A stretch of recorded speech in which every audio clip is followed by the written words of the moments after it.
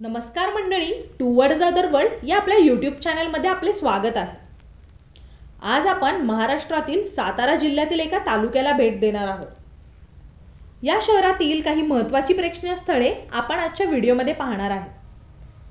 एव्हाना तुमच्या लक्षात आलंच असेल आपण कुठे जात आहे ते. तर वेळ न दवडता चला जाऊया वाई शहराच्या सफरीवर. वाईमध्ये खूप सारी मंदिरे असल्यामुळे त्यांची ओळख दक्षिण काशी म्हणून देखील केली जाते. तर व्हिडिओमध्ये पुढे जाण्याआधी जर तुम्ही पहिल्यांदाच चॅनलला भेट देत असाल किंवा अजून सबस्क्राईब केलं नसेल तर नक्की सबस्क्राईब करा.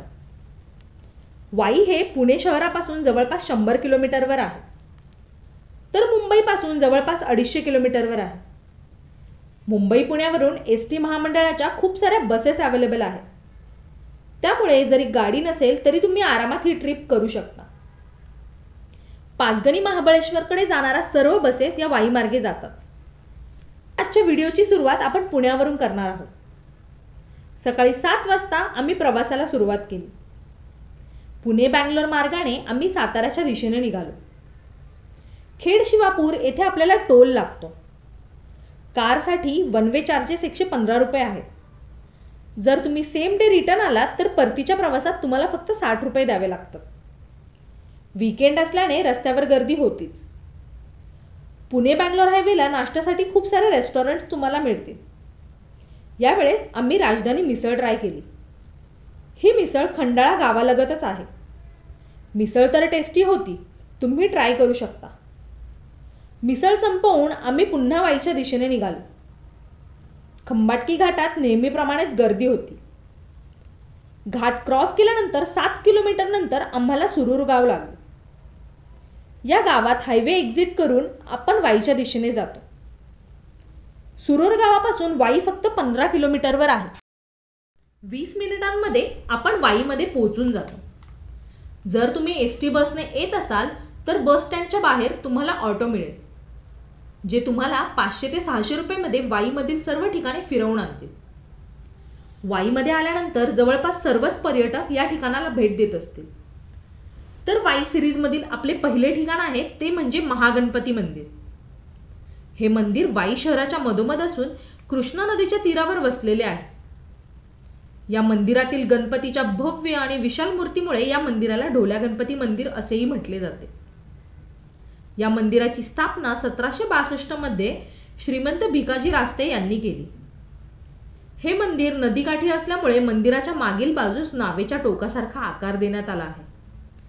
त्यामुळे पूर परिस्थितीत देखील मंदिर सुरक्षित राहते. तसेच या मंदिरातील गणेशाची मूर्ती ही एकाच दगडात कोरलेली आहे. मंदिराच्या बाहेरच 4 व्हीलर आणि 2 व्हीलरसाठी पार्किंगची व्यवस्था आहे. तर पार्किंगचे दर 2 व्हीलरसाठी 10 रुपये आणि 4 व्हीलरसाठी 30 रुपये आहे. वाईमध्ये तब्बल 7 घाट आहेत. तसेच या प्रत्येक घाटावर कृष्णामाईचा उत्सव साजरा केला जातो. असे म्हटले जाते की प्रतापगडावरील छत्रपती शिवाजी महाराजांच्या भेटीसाठी अफजल खान याच गावात तळ ठोकून होता. त्यावेळी येथील शेंडे शास्त्री यांनी छत्रपती शिवाजी महाराजांचा विजय होऊ दे असा नवस कृष्णामाईला केला होता. या लढाईत अफजल खान मारला गेला आणि तेव्हापासून कृष्णामाईचा उत्सव वाईमध्ये आजतागायत साजरा केला जातो. तर आता आपण जाऊया आपल्या पुढच्या ठिकाणाकडे. गणपती मंदिरातून बाहेर पडल्यावर समोरच आपल्याला मराठाकालीन शैलीतील महादेवाचं मंदिर पाहायला मिळते. तर ते मंदिर आहे श्री काशी विश्वनाथ मंदिर. हे मंदिर 1757 मध्ये म्हणजेच महागणपती मंदिराच्या अगोदर बांधले गेले. या मंदिरात आपल्याला अरुंद कमानीमधून प्रवेश करावा लागतो. मंदिराच्या समोर भव्य असा सभामंडप असून देवालयाच्या दारात भव्य नंदी आपल्याला विराजमान झालेला दिसतो. मंदिराला सर्व बाजूनी उंच आणि भक्कम तटबंदी आहे. आतमध्ये गेल्यानंतर आपल्याला सुंदर असे शिवलिंग पाहायला मिळते. मंदिराचे शिखर हे खूपच उंच आहे. मंदिरात जाण्या येण्यासाठी लहान दरवाजा आहे. साधारणतः तासाभरात तुम्ही ही दोन्ही मंदिरे पाहू शकता. जर भूक लागली असेल तर मंदिराच्या बाहेरच तुम्हाला नाश्ता किंवा जेवणासाठी रेस्टॉरंट मिळून जाते. गणपती आणि काशी विश्वेश्वराचे मंदिर पाहून झाल्यावर आम्ही लगेचच पुढच्या ठिकाणाकडे निघालो. वाईपासून 10 किलोमीटर अंतरावर ढोम हे गाव आहे. गावाच्या सुरुवातीलाच श्री भैरवनाथ आणि जोगेश्वरी देवीचं मंदिर आहे. याच मंदिराशेजारी विठ्ठल रुक्मिणीचे देखील मंदिर आहे. ही छोटी मंदिरे आहेत परंतु पाहण्यासारखी आहेत. त्यानंतर याच मंदिराच्या शेजारून आपण गावातल्या रस्त्याने जवळपास 300 वर्षे जुन्या मंदिरात पोहोचतो. मंदिराकडे जाण्याचा रस्ता फारच सुंदर आहे. दाट झाडीतून वाट काढत आपण मंदिराजवळ पोहोचतो. मंदिराजवळच पार्किंग आहे आणि दर देखील महागणपतीप्रमाणेच आहेत. आपण डायरेक्ट मंदिरात जाऊ शकत नाही, तर सर्वप्रथम आपल्याला मंदिराला लागूनच असलेल्या घाटावर जावे लागते. तेथे गोमुख असून त्या गोमुखातून कृष्णा नदीचे पाणी येते. तेथे हातपाय धुवून बाजूलाच असणाऱ्या बाप्पांचे दर्शन घेऊन मुख्य मंदिरात आपण पोहोचतो. भव्य कमानीतून अरुंद वाटेतून आपण मंदिरामध्ये प्रवेश करतो. मंदिराच्या सर्व बाजूंनी उंच तटबंदी तसेच सर्वत्र उंच झाडे, त्यामुळे मंदिराला अजूनच शोभा येते. आतमध्ये गेल्यावर आपलं लक्ष जातं ते म्हणजे मंदिराच्या मधोमध असणाऱ्या पुष्करणीकडे. या पुष्करणीवर एकाच दगडामधून कोरलेल्या कासवाचे शिल्प आहे आणि कासवावर नंदी आहे.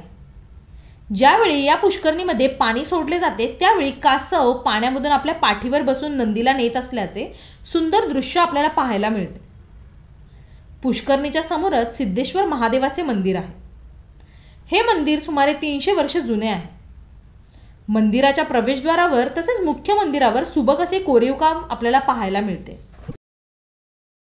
महादेवाच्या मंदिरापासून आतील बाजूस गेल्यानंतर आपल्याला एक युनिक शैलीत बांधलेले मंदिर दिसते. हे मंदिर लक्ष्मी नरसिंह मंदिर आहे. लाकडी बांधकामातील हे मंदिर वाड्याच्या आकारामध्ये आहे. मुख्य म्हणजे हे मंदिर जमिनीपासून 8 फूट उंचावर आहे. मंदिराचा गाभारा वर्तुळाकार आकारात बांधलेला आहे. यामध्ये पूर्व आणि पश्चिम बाजूला नरसिंहाचे दोन्ही वेगळी रूपे आपल्याला पाहायला मिळतात. पूर्वेकडे नरसिंह व लक्ष्मीचे शांत रूप, तर पश्चिमेला हिरण्यकश्यपाचे पोट फाडतानाचे उग्र रूप पाहायला मिळते. या व्यतिरिक्त या ठिकाणी गणपती, हनुमान यासारखी इतर लहान मंदिरे देखील आहेत. तसेच मंदिर कार्यालयाच्या मागे एक जुनी दगडी विहीर देखील आहे. हे मंदिर खूपच प्रसन्न करणारे आहे. तुम्ही इथे एखाद्या तासाचा वेळ घालवू शकता. मंदिर पाहून झाल्यानंतर बॅक साईडला ढोम डॅम आहे, तिथे तुम्ही बोटिंग पण करू शकता. अर्ध्या दिवसात आमची ही ठिकाणे पाहून झालेली होती. हा पहिला भाग आपण इथेच थांबवूया. दुसऱ्या भागात आपण वाईमधील अजून काही सुंदर ठिकाणे पाहणार आहोत. व्हिडिओ आवडला असेल तर नक्की लाईक करा आणि निसर्गरम्य वाईचा तुमच्या फ्रेंड्स किंवा फॅमिलीसोबत नक्की प्लॅन करा. तसेच हा व्हिडिओ देखील त्यांच्यासोबत शेअर करा. अशाच विविध ठिकाणच्या डिटेल्ड माहितीसाठी चॅनलला नक्की सबस्क्राईब करा.